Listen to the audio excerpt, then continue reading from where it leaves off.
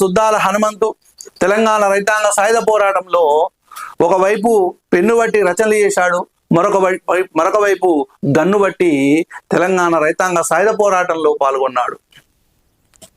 పల్లెటూరు పిల్లవాడ అంటే బాల కార్మిక వ్యవస్థకు నిరసనగా రాసినటువంటి పాటనే పల్లెటూరి పిల్లగాడ పసులగా సేమునగాడ పాలు మరచి ఎన్నాళ్ళయిందో ఓ పానబుగ్గల జితగాడ కొలువు కుదిరి ఎన్నాళ్ళయిందో.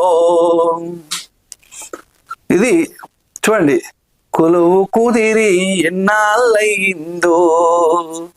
సుద్దాల హనుమంతు వెయ్యర దెబ్బ దెబ్బకు దెబ్బ సంఘం వచ్చింది రో రైతన్నా, మనకు బలం చాలా తెచ్చింది రో కూలన్నా.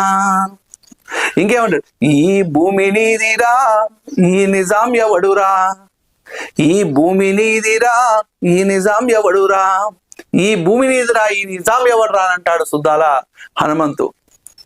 సుద్దాల హనుమంతు వ్యవసాయ శాఖలో గుమస్తా పని చేయడం జరిగింది. అంటే క్లర్క్ ఉద్యోగము చేసి తెలంగాణ రైతాంగ సాయుధ పోరాట సమయంలో రాజీనామా చేసి పూర్తి సమయం తెలంగాణ రైతాంగ సాయుధ పోరాటానికి వెచ్చించడము జరిగింది. మరి ఆయన ఈ రైతాంగ సాయుధ పోరాట నేపథ్యంలో రాసినటువంటి యక్షగానం ఏంటిది అని అంటే ఇక్కడ 4 ఆప్షన్స్ ఇచ్చిండు. మా భూమి, వీర తెలంగాణ, పోరు తెలంగాణ, సాయుధ తెలంగాణ. మా భూమి అనేటువంటిది నాటకము, ఇది సుంకర వాసిరెడ్డి కవులు రాసిండ్రు కాబట్టి ఇది ఈయనకు సంబంధించింది కాదు. పోరు తెలంగాణ అనేటువంటిది కూడా కాదు, ఇది సినిమా.